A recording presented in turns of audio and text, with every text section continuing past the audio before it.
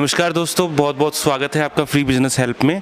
दोस्तों, आज जिस कंसेप्ट पे हम बात करने वाले हैं वो उन लोगों के लिए भी बहुत अच्छा है जो लोग बिजनेस करते हैं, और उन लोगों के लिए भी बहुत अच्छा है जो लोग स्टूडेंट हैं, आगे पढ़ना चाहते हैं। उनके लिए जॉब की अपॉर्चुनिटी है गारंटी के साथ में, और जो लोग बिजनेस करना चाह रहे हैं उनके पास मौका है सिर्फ लाखों में नहीं करोड़ों में कमाई करने का। क्या कंसेप्ट है? देखिए, आमतौर पे क्या होता है, स्टूडेंट्स होते हैं, उनके पास जब स्टडी करते हैं पैसे नहीं होते हैं। बहुत सारे ऐसे होते हैं जो गरीब घर से होते हैं, तो उनके लिए ये बिजनेस कंसेप्ट बहुत अच्छा है। कंसेप्ट क्या है? आप कोर्स कीजिए, आइए, आपको इंस्टीट्यूट के द्वारा गारंटीड जॉब दिलाई जाएगी, और आपको फीस जो है वो तभी पे करनी है जब आपकी जॉब लग जाए।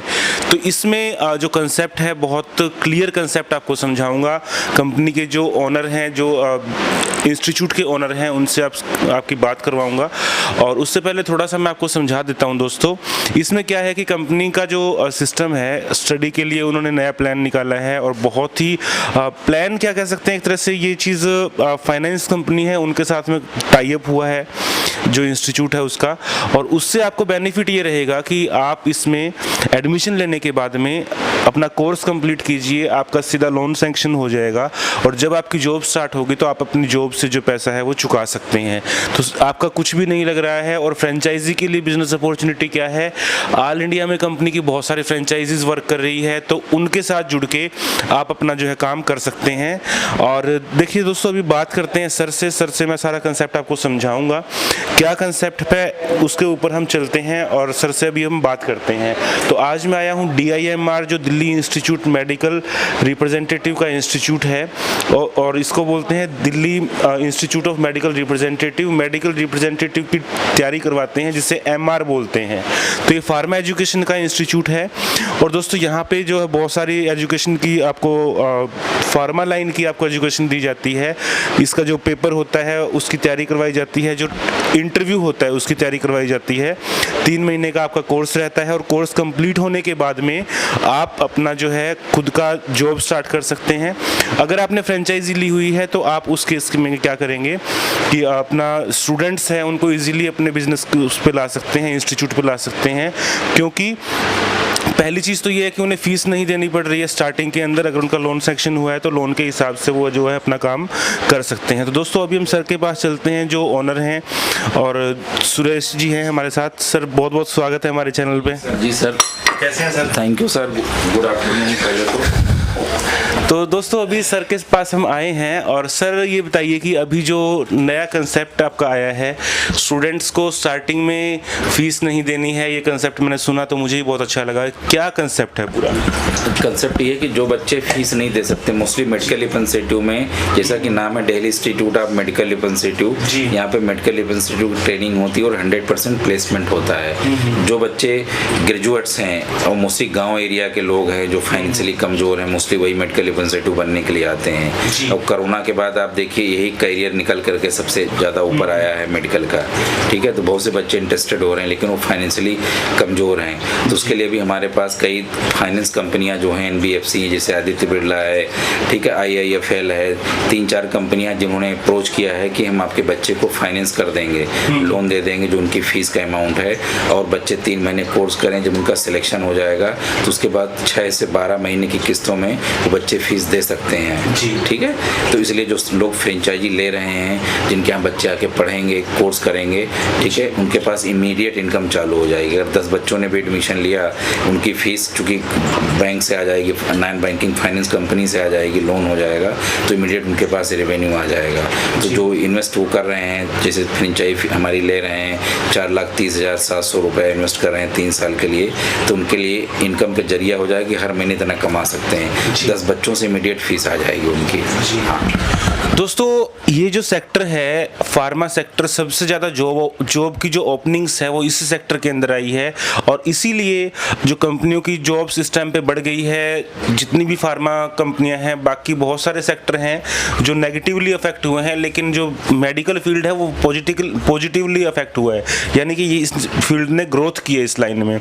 सर, एक चीज़ पूछना चाहूँगा, जो आपका बिजनेस कंसेप्ट है, जो फ्रेंचाइजी कंसेप्ट है, उससे कैसे जुड़ सकते हैं? जुड़ने के लिए क्या क्या है, जो लोग एंटरप्रेन्योर बनना चाहते हैं वास्तव में, जिनके अंदर जुनून है, जिनके बिजनेस वगैरह डाउन हो गए हैं, अलग अलग सेक्टर का बिजनेस कर रहे थे, मुझसे काफ़ी समझ लो मोटे मोटे 12 करोड़ लोग बेरोजगार हुए हैं, जिसमें 10 करोड़ लोग जो बिजनेस इफेक्ट हुए हैं, 2 करोड़ के लोगों की नौकरियां गई हुई हैं। लेकिन फिर भी इस सेक्टरों के बीच में एक उम्मीद की किरण जगी, वो हमारा मेडिकल सेक्टर है। जैसे हॉस्पिटल्स हो गए या फार्मा कंपनीज हो गई, दवाओं का बिजनेस हो गया, हमारा इसे कोचिंग कह सकते हैं, मेडिकल रिप्रेजेंटेटिव की भी दवाओं से रिलेटेड है, चूँकि एमआर हर दवा की कंपनी अपने यहाँ एमआर रखती है हर डिस्ट्रिक्ट बेसिस पे।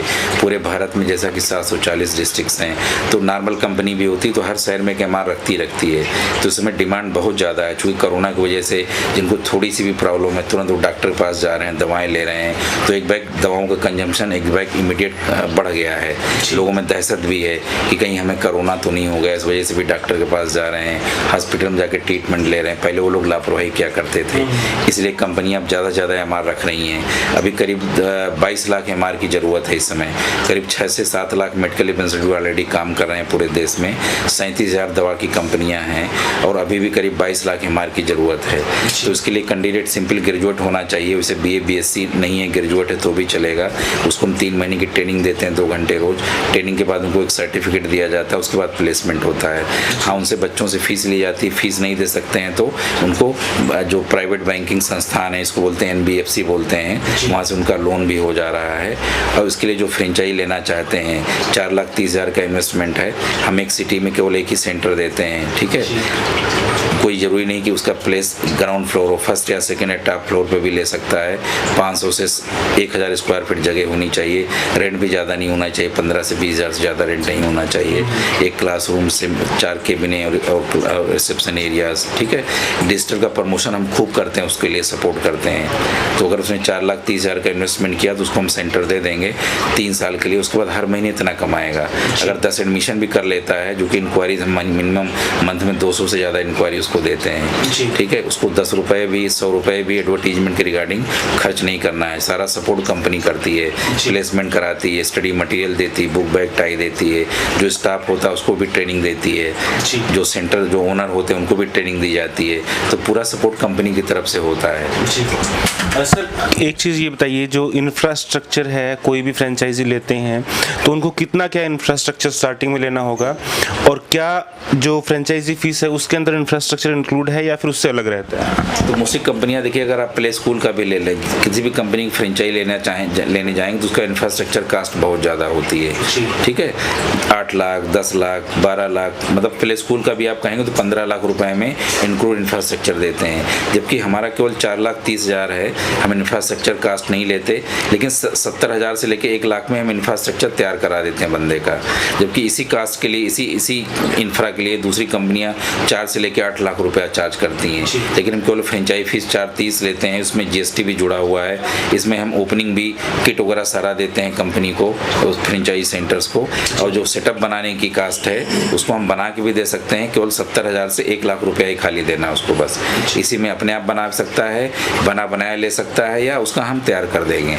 जगह की रिक्वायरमेंट क्या रहेगी सर, कितना स्पेस चाहिए उसमें? 500 से 1,000 स्क्वायर फीट, और कोई जरूरी नहीं कि ग्राउंड फ्लोर हो, क्योंकि ग्राउंड फ्लोर काफ़ी कास्टली होता है, फर्स्ट सेकंड या थर्ड फ्लोर तक हम जा सकते हैं। हाँ, तो दोस्तों ये था इंफ्रास्ट्रक्चर का, और इन्वेस्टमेंट का सर ने बताया कि 4,30,000 रुपये की जो फीस है वो आपकी, अगर आपके पास 10 एडमिशन भी आते हैं तो उसमें भी आपकी पूरी फीस रिकवर हो जाती है। और इसमें तो बहुत सारी अपॉर्चुनिटीज़ हैं आपके पास, जॉब करने के लिए भी है, बिजनेस के लिए भी है।